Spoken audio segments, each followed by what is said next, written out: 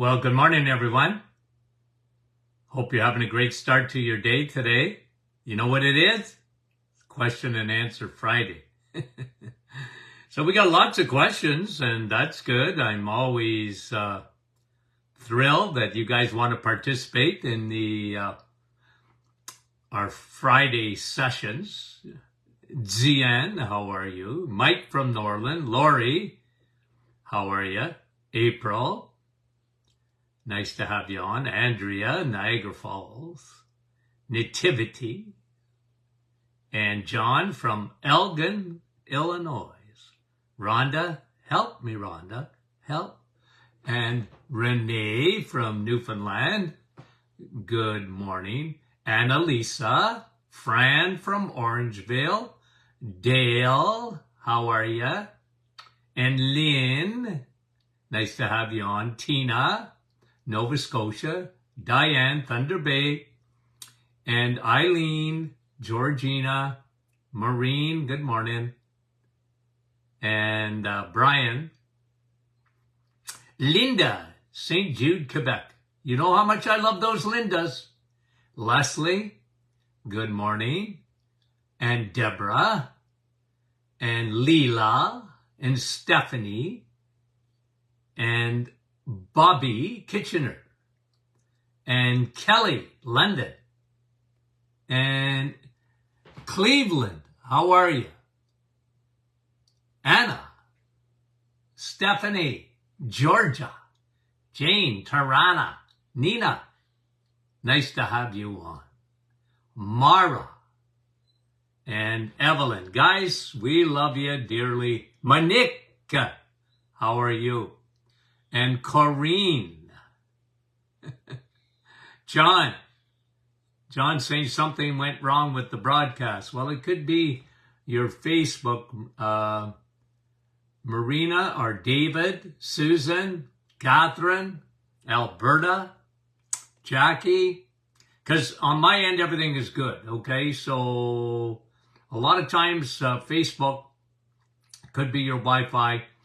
Thea, you might want to refresh or whatever. Hey, Frida. Okay, let's get going because we have lots of questions. Bonnie's asking a very good question. Why not just take cod liver oil rather than separate supplements of vitamin D and fish oil? Well, good question. I really appreciate it. By the way, I love cod liver oil. And I'll tell you why I like cod liver oil, because of vitamin A. Not vitamin D, vitamin A. Okay? Now, it does have some vitamin D in it. So it's good. Cod liver oil is good. That oil is good for you. It's a fish oil. Now, two things. One, you got about 400 international units in in cod liver oil. Okay? So that's enough for a mouse. Okay? You're not going to get a lot of vitamin D. There is vitamin D there, but mainly I love cod liver oil for vitamin A. The invisible mask. Vitamin A for your immune system. Okay? Very, very good. I used to take cod liver oil as a kid. Why? They were trying to get rid of rickets. Okay? The bowing of legs. And they had no idea what it did for your immune system. They really didn't. In those days, they were giving cod liver oil for bones. So it's obviously good for bones. Okay?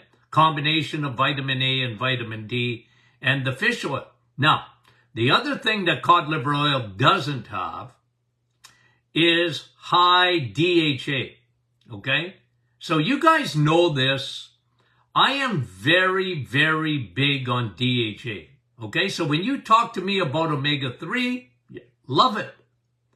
But I really focus in on, not on EPA, not on ALA.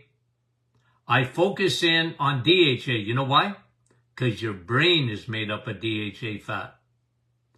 And the studies on DHA are absolutely astounding, including what it does to cancer. And again, you got to go and look and search and whatever. We have it on our website, but you won't hear this mainstream because, again, it's a natural product. It's not a pharmaceutical. And I love DHA. Where do you get DHA? Fish, yeah, for sure. When you eat fish, you get DHA. When you eat steak, you get DHA. But I'm talking about therapeutic doses, Bonnie, and that's why I love it. It's one of my Fav 5 is high DHA. So do I like cod liver oil? Absolutely, I like it. Okay? I like it in the winter especially because you get that vitamin A. Okay? Vitamin A. So I used to recommend it to my patients a lot of times, okay? Especially those with a poor immune system. Sherry, I want to sing. Sherry, okay, I'm not supposed to apparently. What kind of question should I ask my new doctor? Okay. Facetiously, you should ask them how much nutrition they take. But you're just going to... don't do that. You're going to embarrass them. Okay? But really, if you want to be, you want your new doctor to be productive, let them know and be humble. Be humble about it. Ask them, you want certain tests done. Now, they might question that, but just say, look, I really appreciate if you would get these tests done for me. Okay? I want lipids done. They'll do that usually ordinarily, but I want specifically to look at my triglycerides. Well, you can do that. If the doctor doesn't flag it, you can send it to me. I want my uric acid levels done. I want my B12 levels done. I want my vitamin D levels done. And, again, depending, a lot of doctors, they don't like doing vitamin D because they only see vitamin D for your bones. But you tell them, hey, I want my vitamin D. I want my vitamin D levels. I want to know what my serum vitamin D levels are. Okay?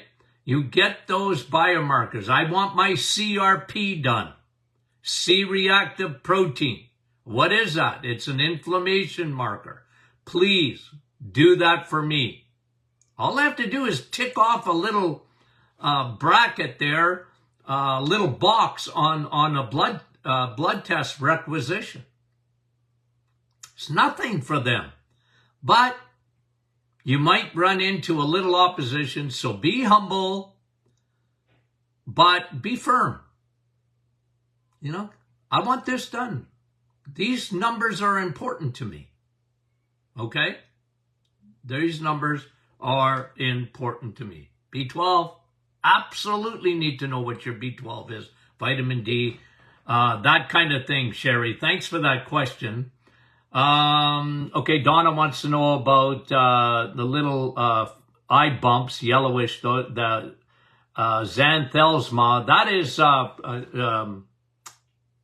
what they call cholesterol spots before your underneath your eyes or on your eyelids or whatever.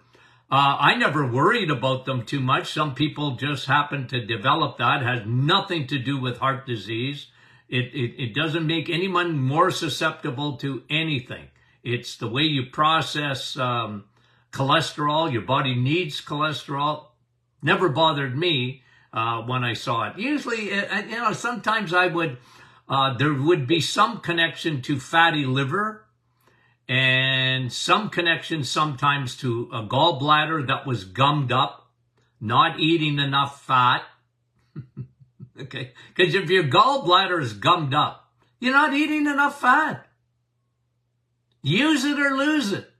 Okay? So I used to look at those things to make sure those things were fine, but I never worried about it too much. Kathy, what does Dr. Martin think about those little bottles of water enhancer? Now, It depends what you mean by that. Do you mean, Kathy, to make your pH in your water higher, or to flavor your water, or whatever? I'm not quite sure exactly what you mean, but let me get to another question, because I want to talk about water for a minute here. Who asked this question?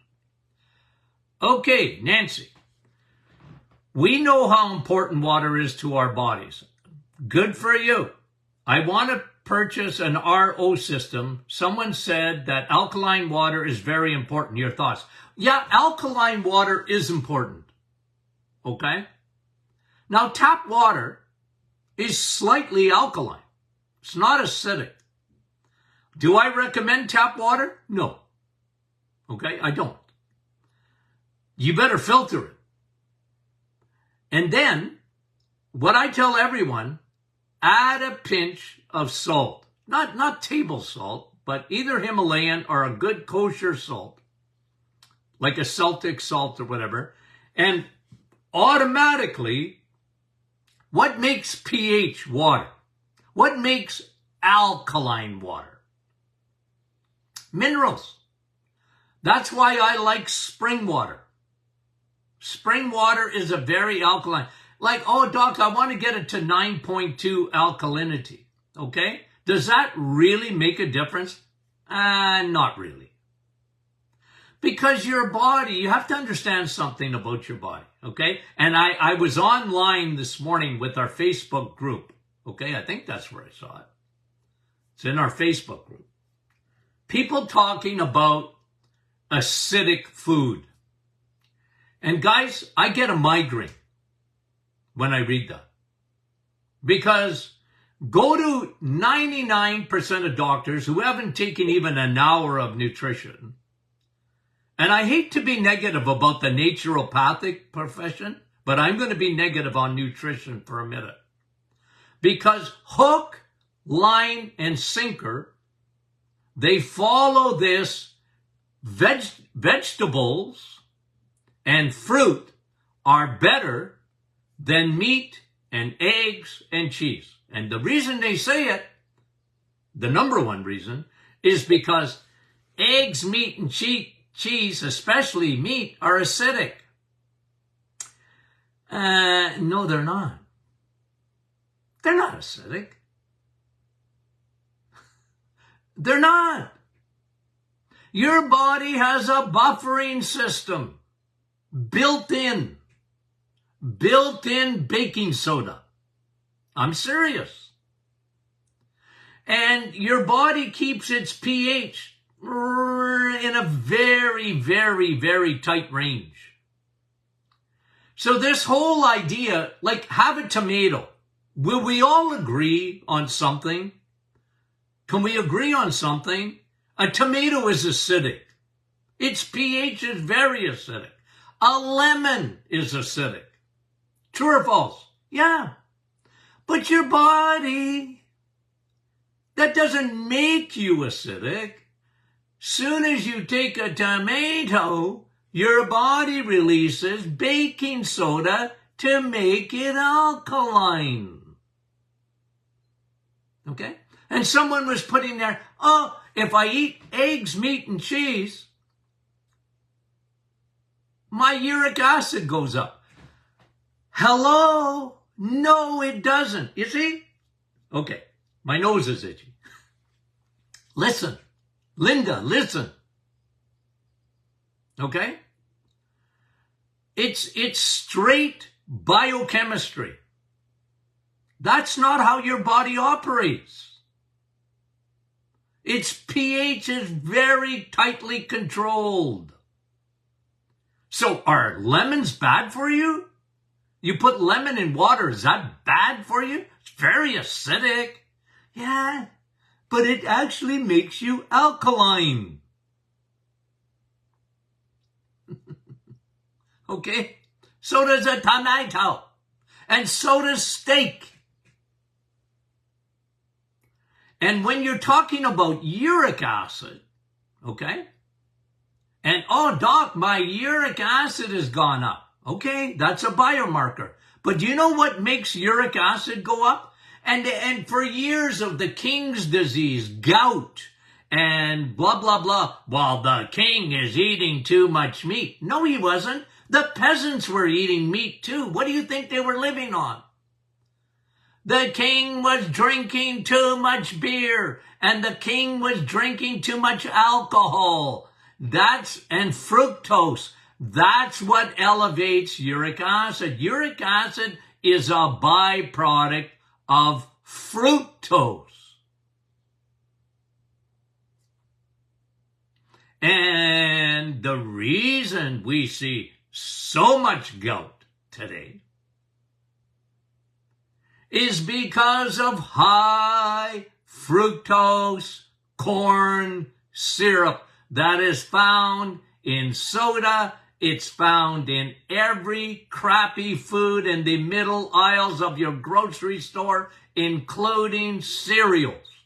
That's how you make uric acid. I know it goes against all of the websites. It goes against all of just about 99% of naturopaths. It goes against all the oncologists. It goes against all the grain of that. I know it does, but I just can't help myself. I gotta tell you the truth. It bothers me. There is an agenda. And a lot of doctors don't even mean to be part of it. There is a narrative. And they don't even, they're not thinking of that. But I'm telling you, there is a war.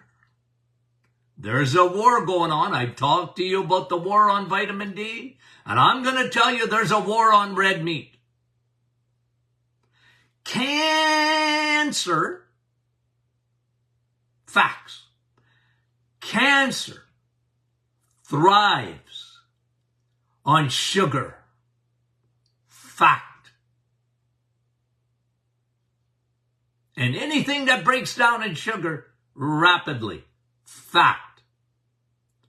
Cancer thrives on it. Cancer hates steak. It hates it because it can't feed on it. So when people tell you that red meat makes you acidic, would you please run the other way? They might mean well. I'm not questioning their motives. I'm questioning their science. It's not science. And I know, as long as I'm going to be alive, I'm going to have to scream it like John the Baptist in the wilderness. I know I'm in the minority because someone said right on our website, not on our website, on private Facebook group, how can all the doctors be wrong? Well, let me tell you something. They were all wrong, all of them, on cholesterol. How can all the doctors be wrong, Dr. Martin, and you be right? Well, they're all wrong on cholesterol. Proof in the pudding, we got more heart disease than ever. If cholesterol was the problem, we'd have got rid of heart disease by now. They put statin drugs in the drinking water if you let them. I'm serious. So all I'm telling you is, I'm sorry, guys. I will not back off. I won't back off. I am adamant that when someone tells you red meat's no good, how can red meat, let me ask you something. Let me ask you so you think. God gave us red meat to eat. How do I know that? Well, because it's the only way you can get B12. And you will not survive without B12. So, if you're meant to be a vegetarian or a vegan, okay, and eat chicken, okay, I'm just eating chicken. There's no B12 in chicken. There's none. Zero. Nada. How can essential vitamin like B12, and where 80-90% of the population is low in it, why? Because they drink the Kool-Aid. They believe that red meat's no good for you, and if all these doctors say it, Dr. Martin, why is it? They must be right and you're wrong. Well, if nothing else, I rest my case on B12. Never mind all the other essential nutrients that are in B12, in red meat, by the way, and are not found, like, let me give you another example. Heme iron, H-E-M-E, iron. It's not found anywhere else. It's not. Heme iron is not found in eggs. Eggs, do you think I love eggs? I love eggs. But it's not found in there. You got some iron in there, but it's not heme iron. Heme iron is found in steak. So you see why I'm so adamant? Like, if you think a piece of steak makes you acidic, I don't know what to say anymore. I just don't. If you think that's bad for you, I'm sorry. I just don't agree at all. And I'm not giving up on that. Am I telling you never to eat vegetables? I didn't tell you that. For 30 days, I want you off of them. And fruit, get off of them. Why? I'm resetting your body. I'm resetting it. And then you can have vegetables. Okay? You can have vegetables. Just don't live on vegetables. Don't live on fruit. You're not meant to live on fruit. And if you want your uric acid to go high, well, then you live on fruit. You'll elevate your, because it's fructose. Now, is that bad for you? No, but don't live on it. There's nothing harder on your body than insulin resistance, which creates inflammation. Red meat doesn't create inflammation. Cheese doesn't create inflammation. Now look, if you have an allergy to cheese, okay, well, that's another thing. You got leaky gut and you got problems. It's not the cheese, it's you. You know, like, the cheese isn't the problem. It's you. Okay, we're all unique. Okay? Guys, I know I get uptight. And if I had one of those stupid watches, it would be telling me to breathe. That's why I don't wear one. I don't want to be told to breathe. I'm not finished yet with my arguments.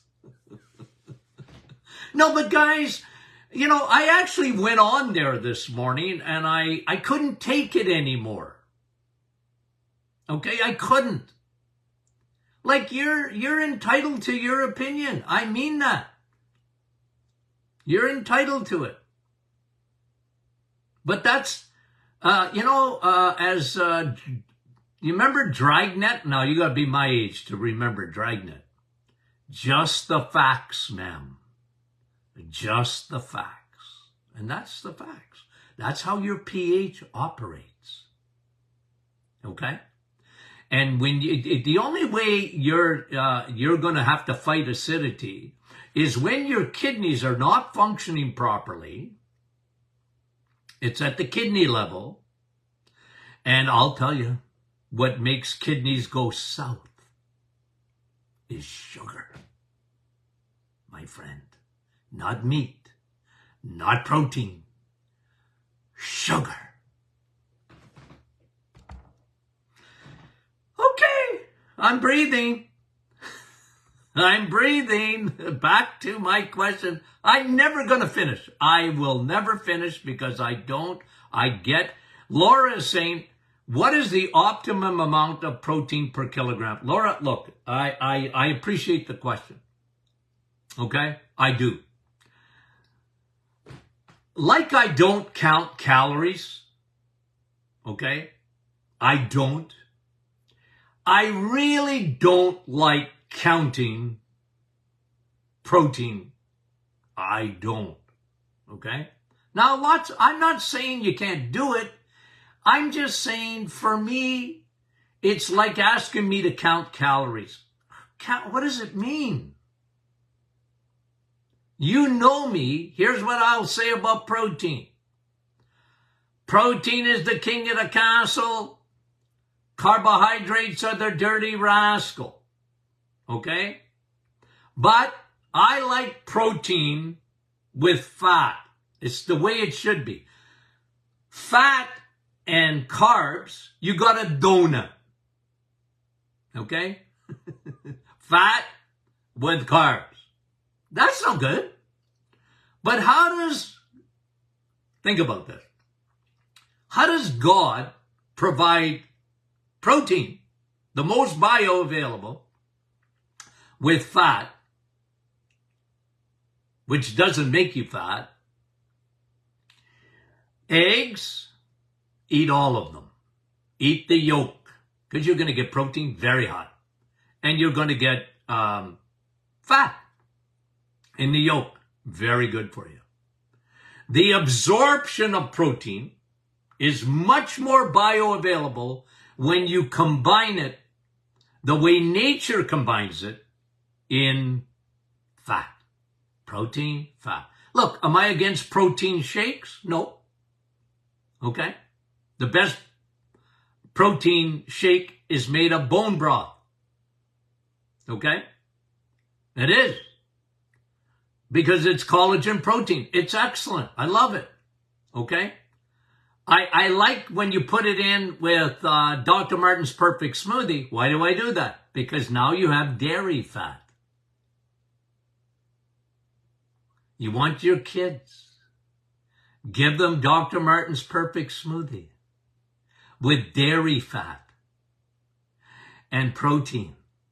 Because that's what nature combines it with. Okay? Nature combines protein and fat. Nature doesn't combine carbs and fat. Donuts are carbs and fat. Donuts are not normal. Okay? You don't want to combine carbohydrates and fat. Got it? Especially man-made fat. Like those so-called vegetable oils, those seed oils that are made for your car, okay? Not for you. Thanks for the question. We appreciate it. Okay, Laura, and I mean it, Laura. I'm like I said, I'm not big on counting protein, okay? How much should you take? Just, one thing about protein and fat. Let's say you have bacon and eggs in the morning. They've proven this 1,000 times, by the way. Your leptin, your satiety is filled. It's satisfied. You see, saturated fat is a satisfied fat. Plus, it'll satisfy you too. And the problem is, when you're choosing the wrong fuel, it's like paper and twigs in a wood stove. You're going to be hungry. You see, one of the biggest things in obesity, let me just say this. One of the biggest problems in obesity, okay, is that they're overfed and undernourished. I used to teach this in the clinic all the time. It's choices. It's fuel. And people that are obese, they almost invariably, they never get obese eating steak, ever. You never get obese eating eggs, ever. You never get obese eating bacon, ever. Ever. How did you get obese? Bacon and eggs? No. But that's what the world teaches you. because they look at that as calories. Okay? So, but it ain't calories. Because if you starve yourself to death, you will lose weight. But you won't lose fat. You'll lose muscle. And you're going to gain all that weight back. It's at the forefront of yo-yo dieting, I used to call it. I actually wrote a book about it. What are you going to have a copy of that somewhere? Yeah, you see it in French back there. That the new thin you. I wrote that book in the 90s. Okay. But I talked about in that book how you eat the wrong fuel. And don't count calories or you're going to be in trouble. Okay? Eat the way nature's asked you to eat. Okay. Where am I now? Thanks for the question. Very much, Laura. We appreciate that. Louise, what the condition on amyloidosis? Very rare. When the body starts accumulating that amyloid protein, it's a rare condition, genetic. Usually not good. It starts to destroy organs and it's not good. Katina, red light therapy. What do I think of it? I like it. I've seen some good things on light therapy. Okay. I never used it in my practice, but my dad did. But yeah, I got no problem with that. Dangers of, well, it should be under, just make sure that, it's under, pretty well supervision of a healthcare practitioner. Grace is asking if EGFR, which is your kidney, one of the kidney results, okay, when you get your blood test done. I look at it. When you're on a high protein diet, is it possible to have results fluctuate? Yeah, well, your EGFR are subject to fluctuation. They can fluctuate. Look, again, I'm going to talk to you about kidneys for a minute. Protein doesn't affect your kidneys. Sugar does. Okay? Nothing more destructive to kidneys than insulin resistance and sugar. What have I talked to you about? Kidneys is all about blood supply. Your eyeballs are all about blood supply. Your brain is all about blood supply. Your heart is about blood supply. Okay? And when those things get in trouble from the diet, it's never protein. It's sugar. It's sugar. And crappy carbohydrates that turn to sugar rapidly. You ask a diabetic, why do you think there's so much dialysis today? I've always told you, I'm a why guy. Okay, so I drive down the street in the United States of America and I see these dialysis places. Jeez, when I was a kid, dialysis, what was it? Not that nobody was on it. It was just so rare. Today, it's like and I said, okay, you know what I used to say through the virus? Respirators, don't worry about respirators.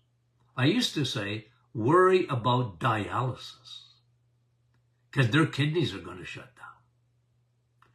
Because nobody got sick unless they had the pre-existing condition, usually, of diabetic or or metabolic syndrome. Bad, you were in trouble. What is it? Sugar. I know, I always pick on sugar. I'm sorry. I will always pick on sugar. Okay. Anonymous, and look, somebody asked this question too, okay? So let me get the other person. This one didn't give their name. What about vitamin D? Oh, Vanessa. What is the link between D3 and rat poison? There's no link. I saw that. Like, that's the craziest thing I've ever heard. Do you know how many years I have been giving out vitamin D3? It's one of my Fav 5. Again, can I tell you about the war on vitamin D? And by the way, D3 is what the sun makes. D3. It's the one that's bioavailable. It's the one, not D2. D2 is fortified vitamin D that they put in cereals to make you pretend that the cereal is healthy. It's got vitamin D in it, except it's got the rock hard D2 that your body can't even absorb. D3 is the sunshine vitamin that you can get in a liquid. And listen, I like D3, as you guys know, with vitamin K2. Again, think about how God puts things together. You eat a piece of cheese, you get calcium. Cheese is very high in calcium. Dairy is very high in calcium. Is calcium bad for you? No. I don't like it as a supplement, but I like calcium. You can't live without calcium. The problem is you need K2 with it, so that calcium goes to your bones and your teeth rather than stay in your bloodstream. So when you eat a piece of cheese, why do you think I like cheese so much? You get calcium, you get protein, you get fat, and you get vitamin K2. When you eat steak, you get vitamin K2. Isn't that beautiful? When you eat an egg, you get vitamin K2 with the calcium. It's the way nature is, man. Okay.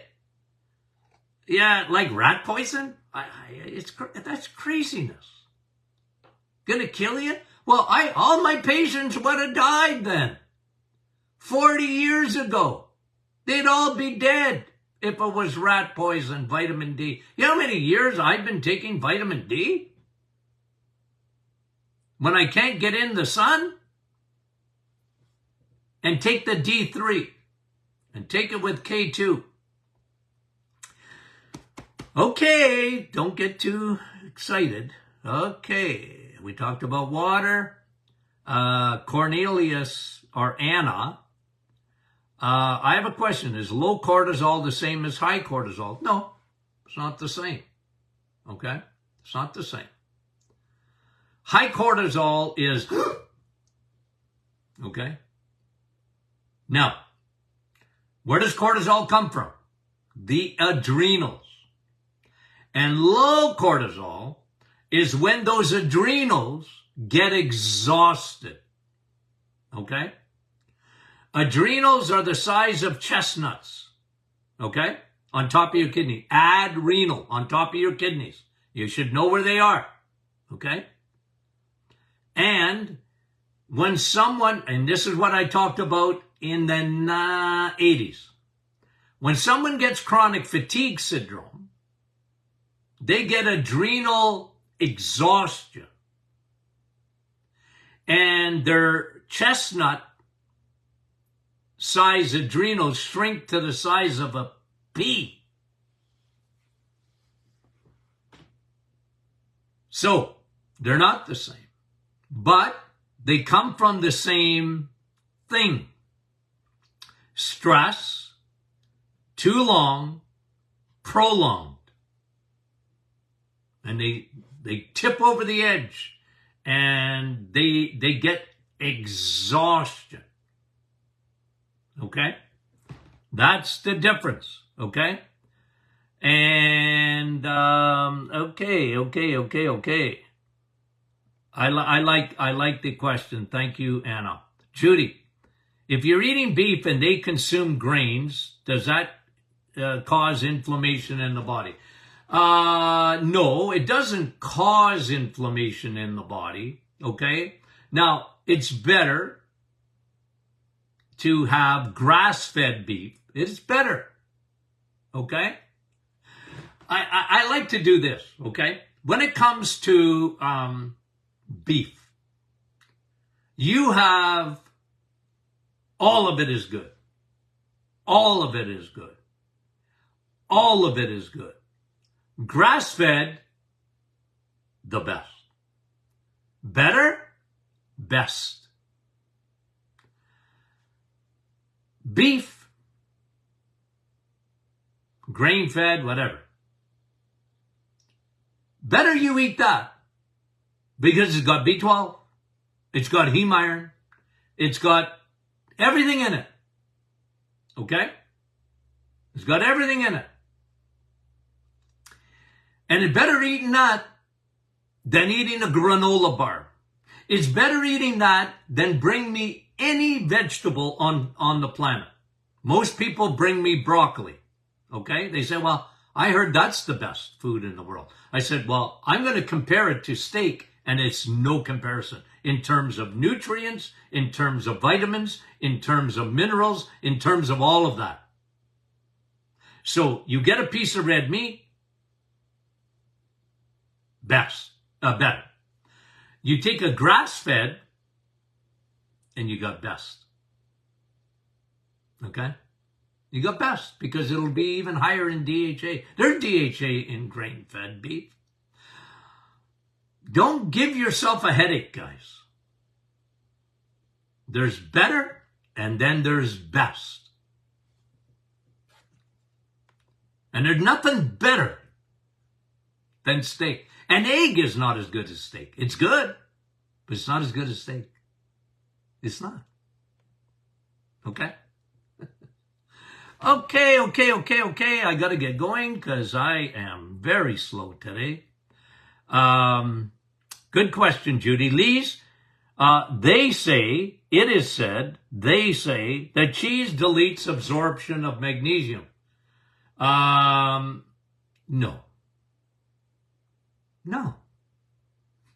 That's crazy.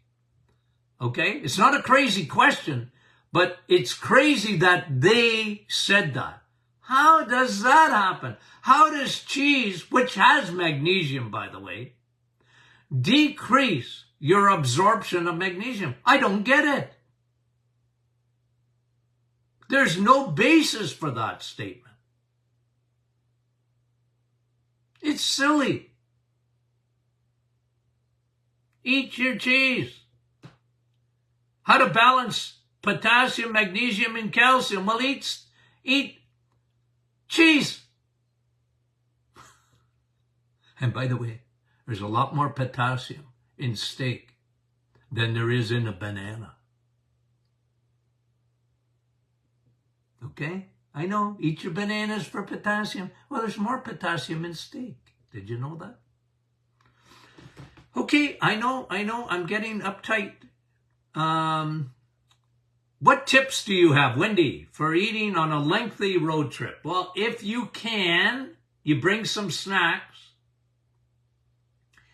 You're going into a restaurant, order a double hamburger and leave the bun behind. And take out a knife and fork and put some cheese on it. Okay? And you can have some vegetables. You can have some fruit. Okay? You're on a road trip.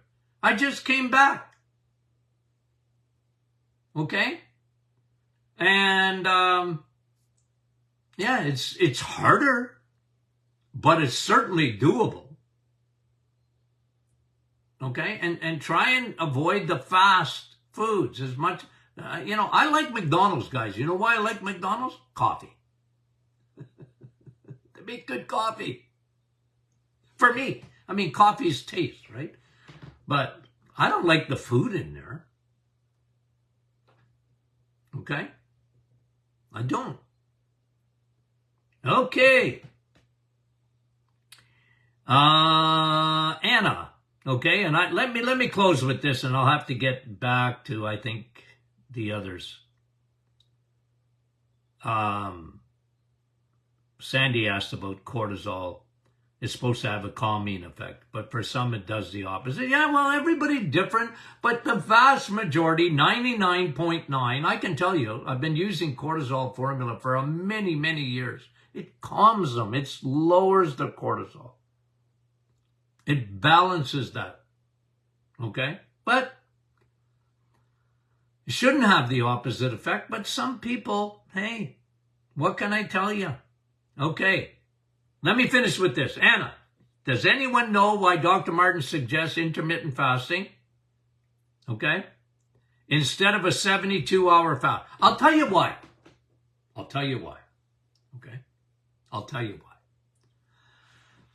I'm not against fasting, you know that. Intermittent fasting. You've acknowledged that. The best is something that the vast majority of people can do. And that is learn to eat in windows and do not produce insulin. Okay? So the reason I like intermittent fasting, and you can do an intermittent fast by stopping to eat at 6 o'clock at night, go past 6 in the morning, you get to 8, you got 14 hours, you're intermittent fasting. I like that. A lot of good things happen in intermittent fasting. A lot of good things happen when you go to 14 hours. 12, a little bit, 14 better. Okay? You can go to 10 o'clock in the morning, even better. Okay? Because you're not secreting insulin. The whole idea is insulin. Now, here's the problem with 72 hours. I'm not saying you could never do it. I recommend it if a doctor gives you the C word. You have cancer. And there seems to be some research. Stop eating for 72 hours. Let your body give that cancer absolutely no fuel. But you have to understand this, Anna. When I did the reset, it's really fasting without fasting. Okay? It is.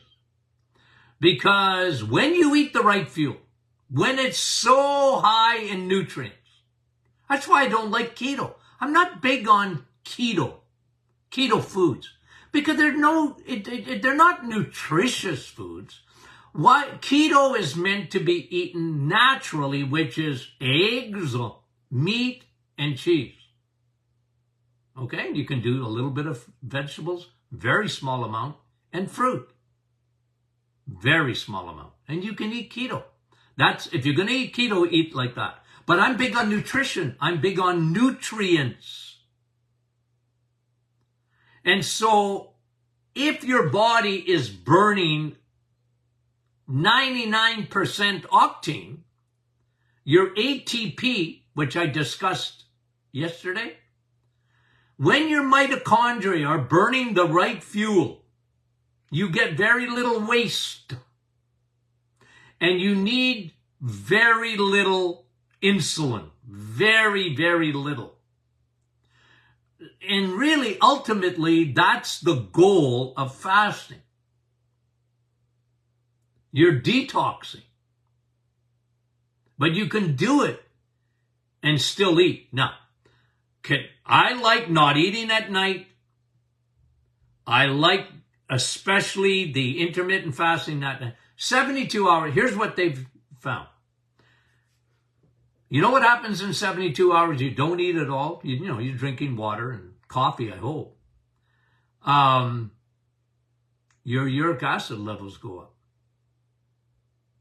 Now, am I saying that's bad forever? No, it's not. But I'm not big on that. And most people, first of all, can't do it. You can't ask a diabetic to not eat for 72 hours. You can't do it. It's not good for them. Okay? And, I know you can work your way into it, but most diabetics can't work their way into 72 hours. If they can, good for them, but I don't agree with it. I don't agree with it. Okay? But I'm not going to scream blue murder if you do it. Nah, good for you. But I aim at the big majority of the population. I talk in generalities. I have to. And when I talk in generalities, most people are not going to go 72 hours without eating. They just won't do it. And so I'm a big guy. When they used to leave my office, I said, listen, I'm going to give you a plan to succeed, not to fail. Like you put that on a plate of someone who's just trying to get their health turned around, and you're talking about 72 hours of not eating, good luck with that.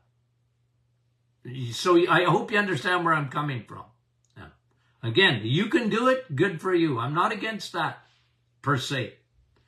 But I think I gave you my reasons for intermittent fasting rather than full, 3-day fasting or whatever. Okay? Thank you so much, Anna, for the question. And I got a few more, and guess what? Got to do it some other time.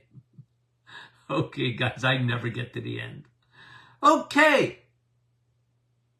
Guys, we appreciate you. And I know I rant every day. I rant, and I get excited. I can't help myself, okay? And I just get excited because I'm passionate about it. Hey, guys, I mean it. I love you guys. Thank you. The best audience in the world is my audience. I'll put it up against any audience on any podcast, anywhere, anytime. Nobody's like our guys. Thanks for watching.